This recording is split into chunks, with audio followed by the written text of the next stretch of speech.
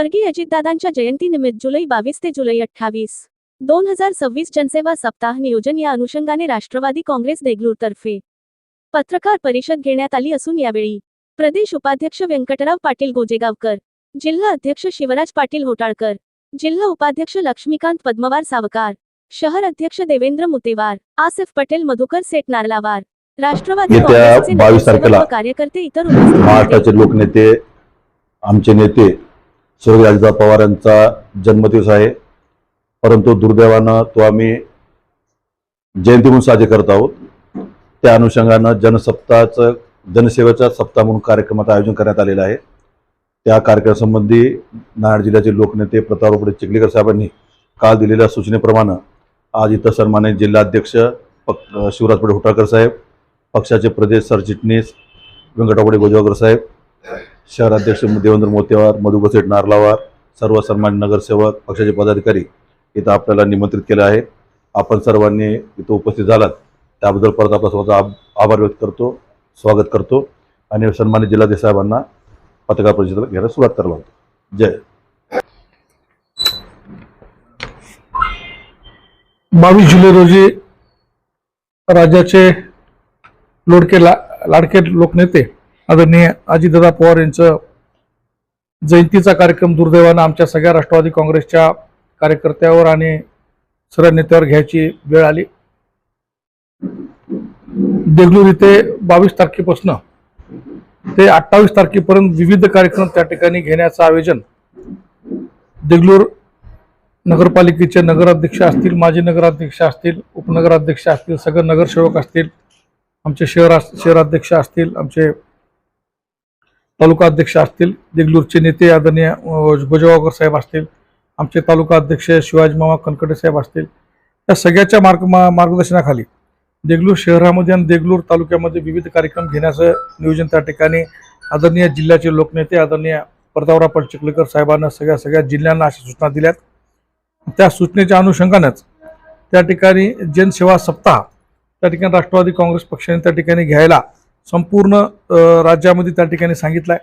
त्या ठिकाणी त्यांनी विविध प्रकारचे कार्यक्रम त्या ठिकाणी आम्हाला दिले आहेत। त्याच्यामध्ये जे दादाला अभिप्राय होते किंवा दादाला ज्या ज्या गोष्टी त्यांना आवडत होत्या त्या सगळ्या गोष्टीवर पक्षाने खूप मोठ्या प्रमाणात काम करण्याचे निर्देश सर्व तालुक्यात, जिल्ह्यात, राज्यातील पदाधिकाऱ्यांनी त्या ठिकाणी दिले। त्यामध्ये पर्यावरण संवर्धन विषय त्या ठिकाणी असेल, त्याच्यानंतर त्याच्यामधला आपल्याला मतदारसंघात प्रत्येक दिवशी देवगिरी व देवराई उभारावी, त्या माध्यमातून आरोग्य विषय असतील किंवा रक्तदान शिबिर असेल किंवा मग त्यामध्ये ग्रामीण शहरा भागातील मोफत आरोग्य शिबिर त्या ठिकाणी त्यामध्ये घ्यायचे असतील किंवा महिलांसाठी इतर रोग शिबिर जसं ज्यात की स्तन कर्करोग शिबिर असेल किंवा म्हणजे गर्भशाही कर्करोग असेल, मग ह्यामधले विविध ज्या महिलाचे उपयोगी असतील, महिला व ज्येष्ठ नागरिकांसाठी वेगवेगळ्या त्या ठिकाणी उपक्रम घेता येईल की या दृष्टिकोनातून असेल किंवा सामाजिक उपक्रम त्यांनी त्या ठिकाणी घ्यायला सांगितले, ज्यामध्ये अजितदादाचे शिस्तप्रिय असणारे स्वच्छता अभियान असेल, त्यामध्ये दवाखान्यात स्वच्छता अभियान असेल, बस स्टँडची स्वच्छता अभियान असेल किंवा आपापल्या वार्डामध्ये स्वच्छता अभियान असेल, त्यामध्ये महिला सक्षमीकरण विषय उपक्रम त्या ठिकाणी राबवायला सांगितले। त्यामध्ये महिलाला सामाजिक सेवेच्या माध्यमातून त्यांना प्रोत्साहन देण्याचं, महिलाचं मानसन्मान वाढेल या दृष्टिकोनातून विविध कार्यक्रम पक्षाच्या वतीने घ्यायला सांगितले। शेतकरी महिला सन्मान पक्षाने नियोजन केले की शेतकरी महिला सन्मान त्या ठिकाणी केला पाहिजे। त्याच्यामध्ये आदरणीय प्रतापराव चिखलीकर साहेबांनी या जिल्ह्यामध्ये 16 तालुक्यामध्ये 16 पुरस्कार 31,000 रुपये द्यायचे असं त्यांच्या वतीने त्या ठिकाणी जाहीर केले। मागच्या बैठकीमध्ये त्यांनी असं ठरवलंय की आपण 16 तालुके असतील तर 8 तालुके महिला शेतकऱ्याला पुरस्कार देऊ आणि 8 तालुक्यामध्ये पुरुष शेतकऱ्यांना त्या ठिकाणी पुरस्कार देऊ, जेणेकरून महिला त्या ठिकाणी जे महिला शेतीमध्ये अतिशय चांगलं काम करतात त्यांनाही प्रोत्साहन देण्यात येईल आणि शासनाने आणि पक्षाने तो त्या ठिकाणी कार्यक्रम आम्हाला दिलेला आहे। त्याच्यानंतर कृषी विधायक उपक्रम त्या ठिकाणी आम्हाला राबवायला सांगितले, ज्यामध्ये शेतकऱ्यांना एआयच्या माध्यमातून त्या ठिकाणी काय करता येईल, एआयचं तंत्रज्ञान वापरून पुढं त्या ठिकाणी कसं करता येईल, युवकांना त्यामध्ये पुढं कसं जाता येईल त्याच्यामध्ये ते सांगितले। प्रगतिशील व प्रयोगशील शेतकरी महिला व पुरुष यांना दादाच्या नावानं अजितदादा कृषी सन्मान त्या ठिकाणी द्यायला सांगितलंय। त्याचबरोबर युवा संकल्प त्या ठिकाणी करायला सांगितले, ज्यामध्ये सामाजिक विचार पक्षात युवा कार्यकर्त्यांना प्रेरणा देणे आणि युवा कार्यकर्त्यांना उभा करणे, त्यांच्या मागे नवीन नवीन उपक्रम त्यांच्यासोबत ठेवणे किंवा त्यांना उद्योग असतील किंवा त्यांना येणाऱ्या कुठल्या जॉबमध्ये जॉब देता येत असेल अशा प्रकारचे जॉबचे कॅम्प लावून त्यांना जॉब देता येईल का या दृष्टिकोनातून त्यांनी सांगितलंय.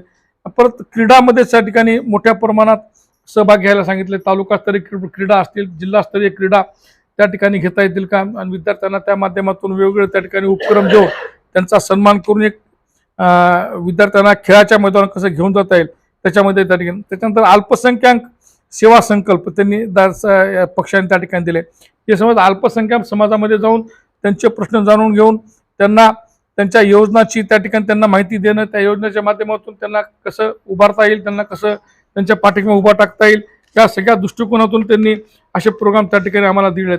आणि ह्या सगळ्या प्रोग्रामवर आम्हाला 22 ते 28 तारखेपर्यंत त्या ठिकाणी काम करायचं आहे. पण आमचं जिल्ह्यामध्ये आणखी थोडं वेगळं नियोजन आहे.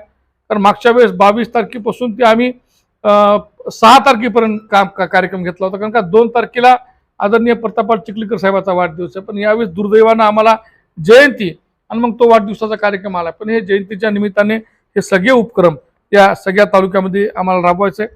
या तालुक्यामध्ये गोजगावकर साहेब असतील, पद्मवार सावकर असतील, आमचे नगराध्यक्ष टेकाळे साहेब असतील, त्यांचे सगळे नगरसेवक अंकुश देसाई असतील, यांच्या माध्यमातून शहरामध्ये वेगळे उपक्रम त्या ठिकाणी राबवायचे. कारण का दादाचं अतिशय आवडतं शहर म्हणून त्या ठिकाणी देगलूर होतं. दादा देगलूरला 2 वेळेस त्या ठिकाणी आले. दादाला परत 2-3 वेळेस देगलूरला यायचं होतं. पण आज दादांना जर खरी आदरांजली व्हायची असेल तर दादाला जे अभिप्राय होते ते प्रोग्राम त्या ठिकाणी आम्ही पक्षाच्या वतीने राबवणार आहोत. आणि या देगलूर शहराचा विकास सुद्धा आज सुनीताताईच्या माध्यमातून असेल, तटकर साहेबांच्या माध्यमातून असेल किंवा आज चिखलीकर आदरणीय प्रतापराव पाटील चिखलीकर साहेबांच्या माध्यमातून असेल, विविध जे काही विकास कामं त्या ठिकाणी राहिले असतील त्याही विकास कामाच्या माध्यमातून सुनीताताईंना सुद्धा या तालुक्यामध्ये आणून शहरामध्ये आणून त्या दादांचं राहिलेले अर्धवट स्वप्न त्या ठिकाणी पूर्ण करण्याचा आम्हाला त्या ठिकाणी मानस आहे. पण आज मी पद्मवार सावकार असतील, गोजगावकर साहेब असतील, त्यांची सगळी टीम असतील, आमचे मोतेवारजी शहराध्यक्ष असतील, त्या सगळ्यांचं या सगळ्या कार्यक्रमाबद्दल त्यांनी मला त्या ठिकाणी विस्तारानं 22 ते 28 तारखेचा कार्यक्रम आम्ही त्या ठिकाणी घेणार आहोत. आणि तेव्हा या सगळ्या कार्यक्रमाला आपण सगळे पत्रकार सुद्धा उपस्थित राहून ह्याही कार्यक्रमाच्या प्रसिद्धी आणि या कार्यक्रमाच्या माध्यमातून लोक उपयोगी कार्यक्रम असल्यामुळं लोकांपर्यंत हे प्रोग्राम पोहोचले पाहिजे या दृष्टिकोनातून आपली त्या ठिकाणी आम्हाला अतिशय गरज आहे. म्हणून आपणही त्या ठिकाणी यामध्ये आम्हाला सहकार्य करावं आणि लोकांपर्यंत आमचे उपक्रम पोहोचून लोकांना त्यात जास्तीत जास्त फायदा कसा होईल या दृष्टिकोनातून आपण आम्हाला सहकार्य करावं एवढी या पत्रकार परिषदेच्या वतीने आपल्याला विनंती करतो. आणि गोजगावकर साहेब आपल्याला याच्याबद्दल 2 शब्द मी आपल्या सगळ्यांचा या पत्रकार परिषदेला उपस्थित राहिल्याबद्दल आपल्या सगळ्यांचाच मी सगळ्या पत्रकारांचा प्रिंट मीडिया असेल, इलेक्ट्रिक मीडिया असेल, आपल्या सगळ्यांचाच मनापासून आभार मानतो. राष्ट्रवादी कांग्रेस ने कल परसों हमारी जूम मीटिंग हुई, उसमें भी सुनीताताई थे, डिप्टी सीएम थे, तटकरे साहब थे और हमारे सब मिनिस्टर से, सब तालुका अध्यक्ष, सब नगराध्यक्ष, सब जिला अध्यक्ष थे. उसमें उन्होंने सूचना दी है कैसा करना चाहिए. और मैंने खुद नगराध्यक्ष जी का और उनका सबका यहाँ का मोतेवर जी वो सबने एक मीटिंग दिए वाली मैंने भी देखा है. उसमें मैंने वो क्या कर रहे हो हमने सब उसका आढ़ावा लिया वाला है.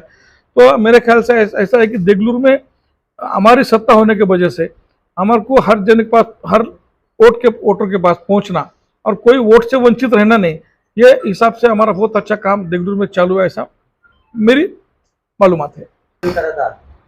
तर देगलूरची कृषी उत्पन्न बाजार समिती पूर्ण डबघाईला आलेली आहे. तिथली इमारत सुद्धा जीर्ण झालेली आहे. त्याच्याबद्दल कोणतं उपक्रम तुम्ही राबवणार आहात का? संपूर्ण मराठवाड्यामध्ये सगळ्या मार्केट कमिटीची परिस्थिती फार काही चांगली नाही.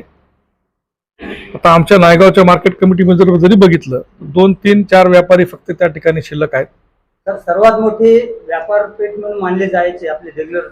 हो, मी तेच सांगतोय. आता जागोजागी काटे उभारल्या गेल्यामुळं आता पूर्वी जसं मार्केट कमिटीमध्ये आवक होती, पूर्वीचं मार्केट कमिटीमध्ये सगळं त्या ठिकाणी बीट लागत होती, त्यामुळे आता प्रत्येक एका गावात 4-4, 5-5 काटे उभा टाकल्यामुळं मार्केट कमिटी सगळ्या ठिकाणच्या खूप डबघाईला आलेल्या आहेत. त्यामुळं शासनही त्याच्यावर त्या स्तरावर त्या ठिकाणी खूप मोठ्या प्रमाणात शासन विचार त्या ठिकाणी करते. आता शासन प्रायव्हेटेशनच्या माध्यमातून खूप पुढे गेले. प्रायव्हेट मार्केट कमिट्या खूप ठिकाणी आल्यात. शासनाचं धोरण असं आहे की शेतकऱ्यांसाठी व्यापारामध्ये कॉम्पिटिशन लागलं पाहिजे आणि शेतकऱ्यांना जास्तीत जास्त भाव त्या ठिकाणी भेटला पाहिजे. पण त्या माध्यमातून हे खरं आहे की तुमचं आवक सगळ्या तुमच्या मार्केटला कमी आहे.